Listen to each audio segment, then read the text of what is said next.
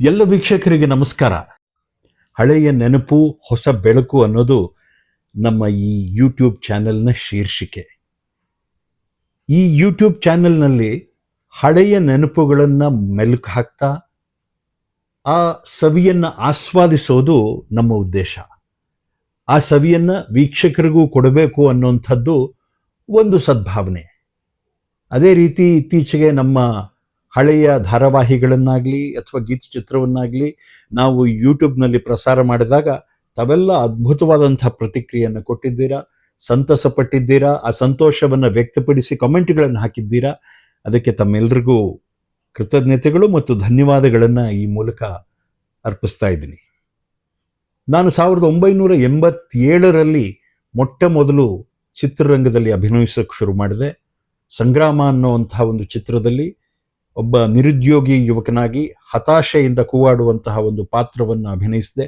ಒಂದೇ ದೃಶ್ಯ ಆದರೂ ಕೂಡ ಚಿತ್ರಮಂದಿರದಲ್ಲಿ ಒಂದು ರೀತಿಯ ಮೌನವಾದಂಥ ವಾತಾವರಣ ಉಂಟಾಗಿ ಜನ ಅದನ್ನು ನೋಡಿ ಕ್ಲಾಪ್ಸ್ ಹೊಡೆದ್ರು ಅನ್ನೋದು ನನಗೆ ಸಂತೋಷ ಕೊಟ್ಟಂಥ ವಿಷಯ.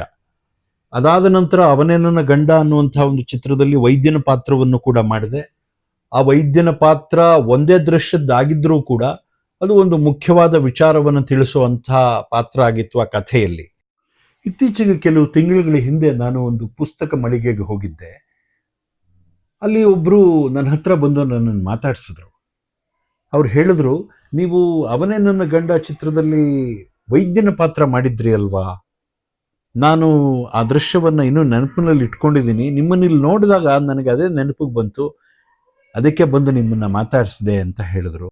37 ವರ್ಷಗಳ ನಂತರ ಆ ಒಂದು ದೃಶ್ಯದ ಸನ್ನಿವೇಶವನ್ನು, ಅಭಿನಯವನ್ನು ಜನ ಇನ್ನೂ ನೆನಪಿನಲ್ಲಿ ಇಟ್ಕೊಂಡಿದ್ದಾರಲ್ಲ ಅಂತ ಯೋಚನೆ ಮಾಡಿದಾಗ ನಾನು ಆಶ್ಚರ್ಯಚಕಿತನಾದೆ. ದೃಶ್ಯ ಮಾಧ್ಯಮದ ಶಕ್ತಿ ಏನು ಅನ್ನುವಂಥದ್ದು ಮತ್ತೆ ನನಗೆ ಮನವರಿಕೆ ಆಯಿತು. ಹಳೆಯ ನೆನಪುಗಳನ್ನು ಹೊಸ ಬೆಳಕಿನಲ್ಲಿ, ಅಂದರೆ ಈ ಹೊಸ ತಂತ್ರಜ್ಞಾನದಲ್ಲಿ ಮನೆಯಲ್ಲಿ ಕುಳಿತುಕೊಂಡು ಅಂಗೈ ಅಗಲದ ದೂರವಾಣಿಯ ಪರದೆಯ ಮೇಲೆ ನಾವು ಮತ್ತೆ ನೋಡಬಹುದು ಅನ್ನುವಂತಹ ಒಂದು ಕಲ್ಪನೆ ನಮಗೆ ಯಾವತ್ತೂ ಇರಲಿಲ್ಲ ಮತ್ತು ಅದನ್ನು ಊಹೆ ಮಾಡೋದಕ್ಕೂ ಸಾಧ್ಯವಿರಲಿಲ್ಲ.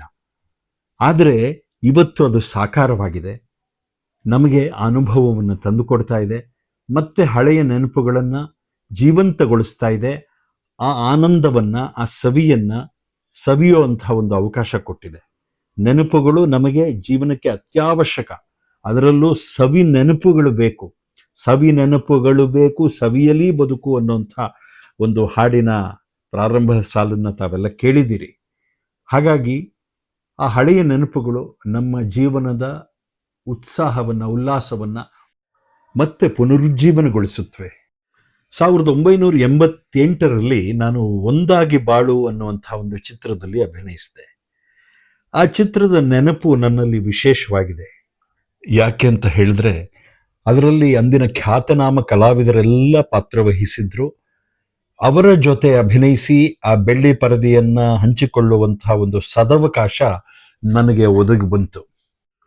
ಶ್ರೀಮಾನ್ ವಿಷ್ಣುವರ್ಧನ್ ಅವರು, ಶ್ರೀಮಾನ್ ರಾಜೇಶ್ ಅವರು, ಶ್ರೀ ಶನಿ ಮಹದೇವಪ್ಪನವರು, ಶ್ರೀಮತಿ ಅಪರ್ಣಾ ಅವರು, ಇವರು ಎಲ್ಲರ ಜೊತೆ ಅಭಿನಯಿಸುವಂತಹ ಕೆಲವು ದೃಶ್ಯಗಳಿದ್ವು. ಅದರಲ್ಲಿ ನಾನು ಅಭಿನಯಿಸಿದ್ದೆ. ಅಭಿನಯಿಸಿದಾಗ ನನಗೆ ಬಹಳ ಸಂತೋಷ ಆಯಿತು. ಇಲ್ಲಿ ಅವರ ಪರಿಚಯ ಆದದ್ದು ಒಂದು ವಿಶೇಷವಾದಂಥ ವಿಚಾರ. ಮುಂದೆ ಮತ್ತೆ ಅವರನ್ನೆಲ್ಲ ಭೇಟಿ ಮಾಡುವಂಥದ್ದು, ಮತ್ತೆ ಅವರ ಜೊತೆ ಕೆಲಸ ಮಾಡುವಂಥದ್ದು, ಇದೆಲ್ಲವೂ ಆಯಿತು. ಇವರು ಯಾರೂ ಇವತ್ತು ನಮ್ಮ ಜೊತೆ ಇಲ್ಲ. ಇವರ ಜೊತೆ ಕೆಲಸ ಮಾಡಿದಂಥ ಆ ಕ್ಷಣಗಳು, ಆ ದಿನಗಳು ನಮ್ಮ ನೆನಪಿನಲ್ಲಿ ಇಂದಿಗೂ ಜೀವಂತ, ಇಂದಿಗೂ ಹಚ್ಚ ಹಸಿರು. ಒಂದಾಗಿ ಬಾಳು ಚಿತ್ರದಲ್ಲಿ ನಾನು ರಾಹುಲ್ ಅನ್ನುವಂಥ ಹೆಸರನ್ನಿಟ್ಟುಕೊಂಡು ಅಭಿನಯಿಸಿದ್ದೆ. ರಾಜೇಶ್ ಅನ್ನೋ ಹೆಸರು ತುಂಬ ಸಾಮಾನ್ಯವಾದದ್ದು. ಮತ್ತು ಹಿರಿಯರಾದಂತಹ ಶ್ರೀ ರಾಜೇಶ್ ಅವರು ಇದರಲ್ಲಿ ಬಹುಮುಖ್ಯ ಪಾತ್ರದಲ್ಲಿ ಅಭಿನಯಿಸ್ತಾ ಇದ್ದಾರೆ. ಹಾಗಾಗಿ ಹೆಸರನ್ನ ಬದಲಾಯಿಸ್ಕೊಳ್ಳಿ ಅಂತ ಒಬ್ಬರು ಹಿತೈಷಿಗಳು ನನಗೆ ಸಲಹೆ ಕೊಟ್ಟಿದ್ದರು.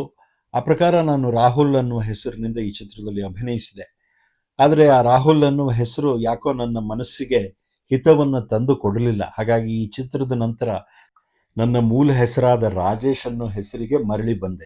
ಈ ಚಿತ್ರದ ನಂತರ ನಾನು ಚಿತ್ರರಂಗದಿಂದ ಒಂದು ಹೆಜ್ಜೆಯನ್ನು ಹೊರಗಿಟ್ಟು ದೂರದರ್ಶನ ಕ್ಷೇತ್ರದ ಕಡೆಗೆ ನಡೆದೆ. ಅಲ್ಲಿ ನನಗೆ ಬಹಳ ಒಳ್ಳೆಯ ಪಾತ್ರಗಳು ದೊರಕಿದ್ವು.